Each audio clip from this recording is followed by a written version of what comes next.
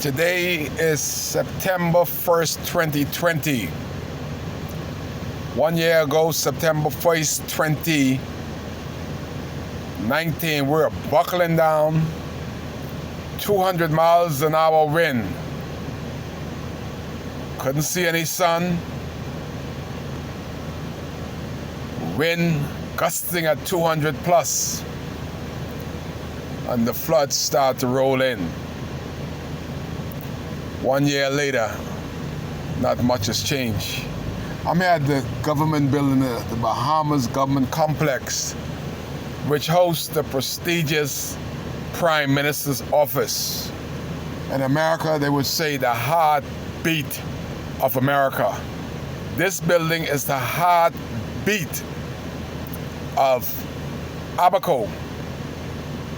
90% of the government agency are in this building located right here.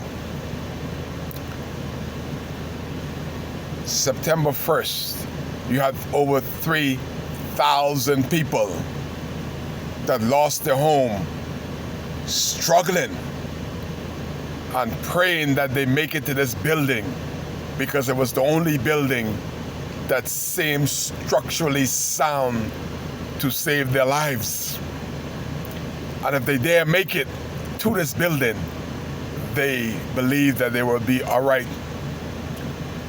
1 year later, the government complex, the heartbeat of the island of Abaco, where all the government agencies are located, 1 year later, we still have to go through the back door like the Negroes of old.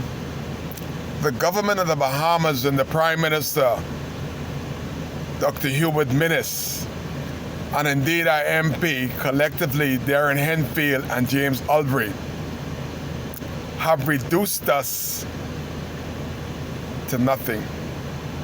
When you see a government that collected hundreds of millions in taxes and other revenue and cannot fix a building for the employees 1 year later, there is black mold still in the building still leaks, and there's no air condition.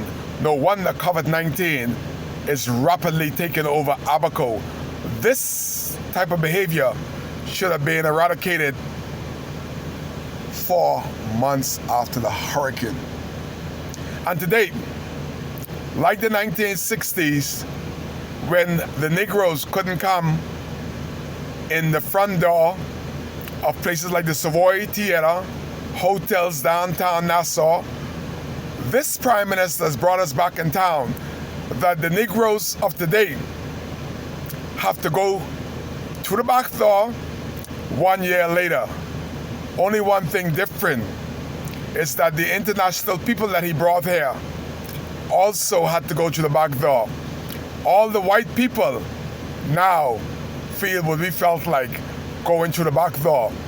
But I didn't think that after 1 year, we, the Negro people of the Commonwealth of the Bahamas, should have to be going through the back door 1 year later.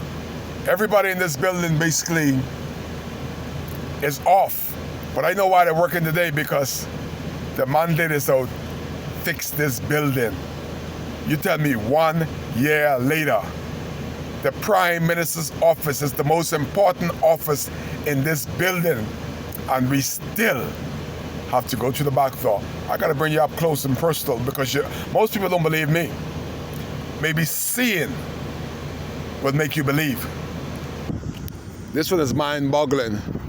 When you come here and you can't even see the sign. Can somebody fix something?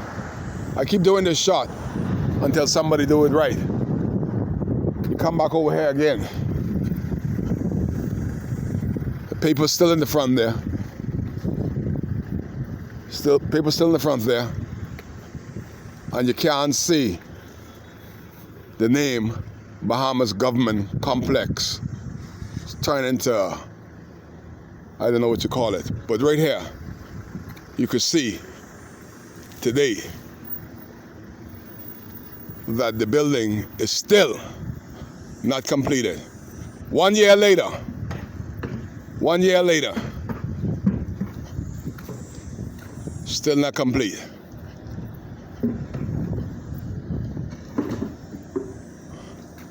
These guys, I hope these guys making time and a half because they're working on an off day. But as you can see, the government building, the Prime Minister's office is right there.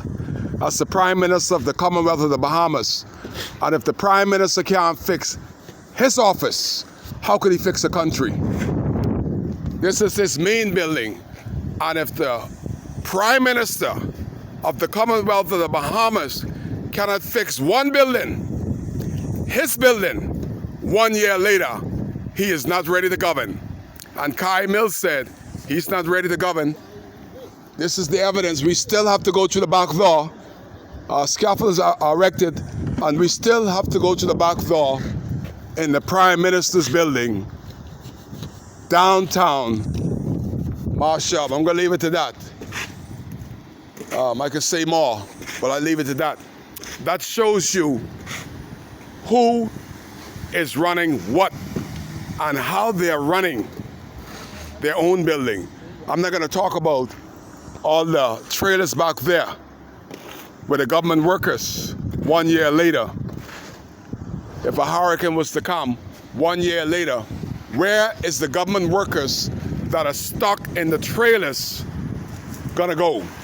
After this government has collected so much money on taxes, increase taxes, get donation from the international community, and they can't fix their building on the 1st of September.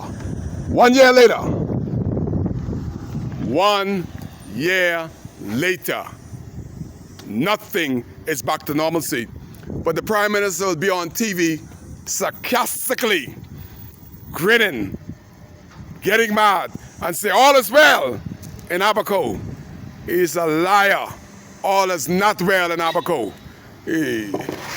Liar from the pits of hell. That's the Prime Minister lying to the world, lying to the rest of the country that all is well in Abaco when he cannot fix his own building. 1 year later. And nobody is working on the building speaking English. That's what we got here. But I ain't gonna say nothing but that. That's a story for another day. Us, we're alive. God help us, God help us. We need help, international community. We need a new Prime Minister. We need a new direction. 1 year later, we're being reduced to junk status because of an uncaring Prime Minister that has not a heart nor a soul and cannot fix his building. One building, 1 year later, no government building has been rebuilt. No government building has been fixed, band-aid up. 1 year later. It's the Prime Minister's building. 1 year later. You see, nobody can give you this information. There's no newscast here on the first.